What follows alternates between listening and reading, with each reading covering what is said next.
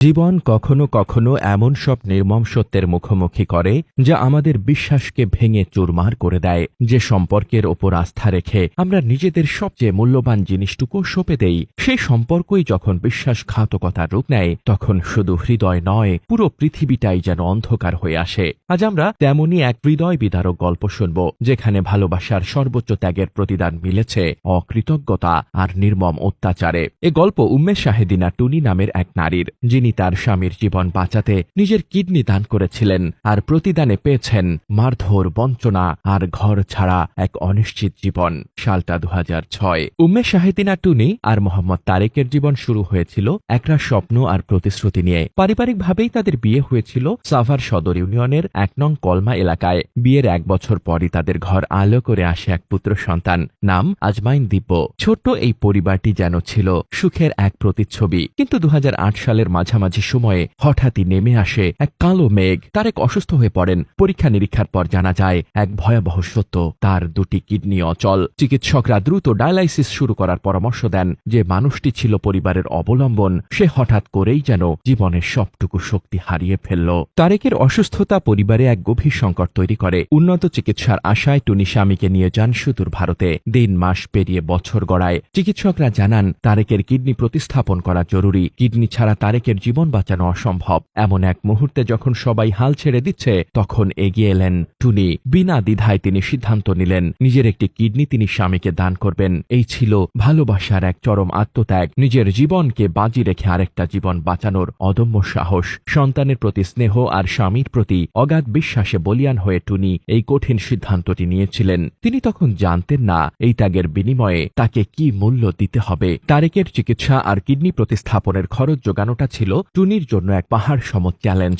অসুস্থ থাকাকালীন তারেক কোনো কাজ করতে পারতেন না, এমনকি একটা সময় তার পরিবারও তার দিক থেকে মুখ ফিরিয়ে নেয়। কিন্তু টুনি হার মানার পাত্রী ছিলেন না। স্বামীর জীবন বাঁচাতে তিনি একাই লড়ে গেছেন। নিজের বাড়িতেই তিনি একটা বিউটি পার্লার খোলেন এবং বুটিক্সের কাজ শুরু করেন। দিন রাত পরিশ্রম করে তিনি 40 থেকে 50 হাজার টাকা উপার্জন করতেন। তার আয়ের সিংহভাগই ব্যয় হতো অসুস্থ স্বামী তারেকের চিকিৎসায়। শুধু তাই নয়, নিজের জমানো সব টাকা, এমনকি স্বর্ণালঙ্কারও বিক্রি করে তিনি স্বামীর চিকিৎসা চালিয়ে যান। চিকিৎসকদের পরামর্শে প্রতি বছর তারেককে 3 বার ভারতে নিয়ে যেতে হতো, যাতে প্রায় 2 থেকে 3 লাখ টাকা খরচ হতো। এই ছিল এক নারীর একাগ্রতা, আত্মত্যাগ আর ভালোবাসার এক অবিশ্বাস্য গল্প। যখন মানুষ চরম সংকটে পড়ে, তখন তার ভেতরের আসল শক্তিটা বেরিয়ে আসে। টুনি ছিলেন সেই শক্তির এক জীবন্ত উদাহরণ। 2019 সালের 26 অক্টোবর দিল্লির অ্যাপোলো হাসপাতালে চিকিৎসক কৈলাব নাথ সিং এর তত্ত্বাবধানে টুনি ও তারেকের কিডনি প্রতিস্থাপন সম্পন্ন হয়। কিডনি প্রতিস্থাপনের পর তারেক সুস্থ হয়ে উঠছিলেন, কিন্তু একই সাথে তারেকের আচরণে অদ্ভুত পরিবর্তন আসতে থাকে।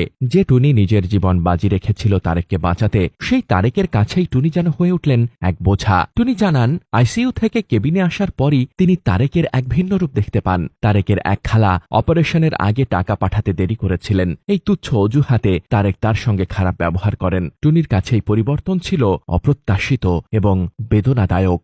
ঢাকায় ফেরার পর তারেকের আসল রূপ আরো ভয়াবহ হয়ে ওঠে। তারেক টুনিকে তার উপার্জনের সকল টাকা দিতে এবং শ্বশুরবাড়ি থেকে টাকা নিয়ে আসতে চাপ দিতে শুরু করেন। যে নারী নিজের সর্বস্ব দিয়ে স্বামীকে বাঁচিয়েছিলেন, তার কাছ থেকেই এখন চাওয়া হচ্ছে টাকা, আরো টাকা। এখানেই শেষ নয়, টুনি জানতে পারেন তারেক অন্য কোনো নারীর সঙ্গে, এক তালাকপ্রাপ্তা নারীর সঙ্গে পরকীয়ায় লিপ্ত ছিলেন। যখন টুনি এই বিষয়ে জানতে চাইলেন, তখন তারেক নির্যাতনের মাত্রা আরো বাড়িয়ে দেন এবং টুনিকে ডিভোর্স দেওয়ার জন্য চাপ দিতে শুরু করেন। ভালোবাসা, বিশ্বাস আর আত্মত্যাগের যে সম্পর্ক টুনি গড়ে তুলেছিলেন, তা এক নিমিষেই যেন ভেঙে চুরমার হয়ে গেল।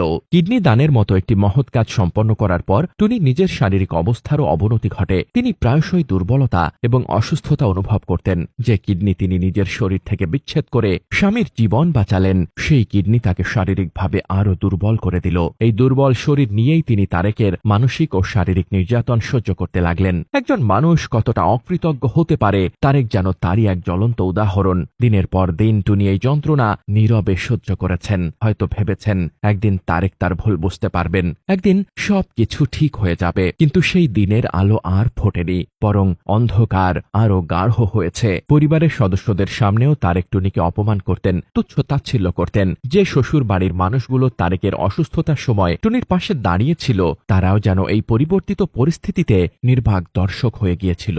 একজন নারী যখন তার সবচেয়ে কাছের মানুষের কাছ থেকে এমন বঞ্চনার শিকার হন, তখন তার আত্মসম্মানবোধ ভেঙে চুরমার হয়ে যায়। টুনির ভেতরের আর্তনাদ হয়তো কেউ শুনতে পায়নি, কিন্তু তার চোখে মুখে ফুটে উঠেছিল অসহায়ত্ব আর গভীর হতাশা। এই ঘটনা শুধু একটি পরিবারের গল্প নয়, এটি সমাজের সেই অন্ধকার দিকটার প্রতিচ্ছবি যেখানে সম্পর্কের পবিত্রতা এবং ভালোবাসার মূল্যকে প্রায়শই পদদলিত করা হয়। শারীরিক ও মানসিক এই নির্যাতন টুনির জন্য অসহনীয় হয়ে ওঠে।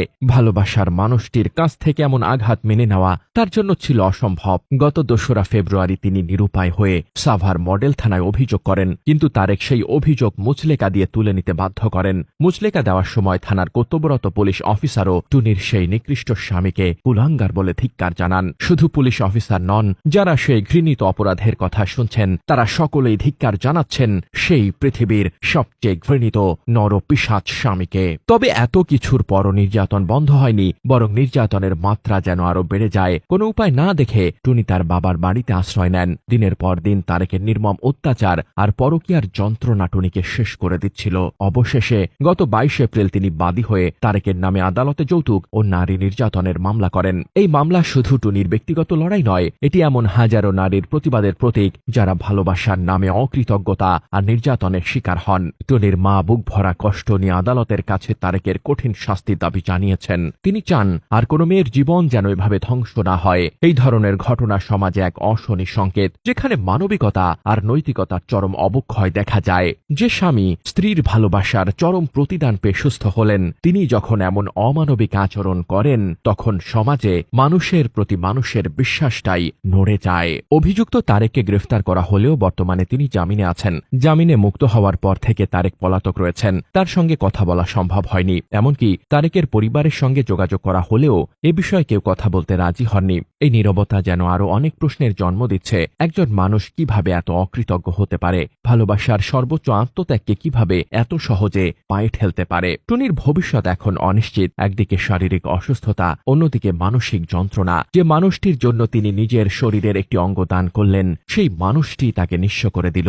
সমাজের চোখে এই ঘটনা এক গভীর ক্ষত তৈরি করে। এটি শুধু একটি পারিবারিক কলহ নয়, এটি মানবিকতার এক চরম পরীক্ষা। আমরা আশা করব টুনির এই আত্মত্যাগের বিচার হবে এবং তারেক তার কৃতকর্মের জন্য কঠিন শাস্তি পাবে। এই গল্প আমাদের সবাইকে ভাবতে শেখায়, ভালোবাসার নামে যে আত্মত্যাগ করা হয় তার মূল্য যেন কখনো পদদলিত না হয়। টুনি একা নয়, এমন অসংখ্য টুনি হয়তো আমাদের চারপাশে রয়েছেন যারা নীরবে এমন বঞ্চনার শিকার হচ্ছেন। তাদের জন্য ন্যায় বিচার প্রতিষ্ঠা করা আমাদের সকলের নৈতিক দায়িত্ব।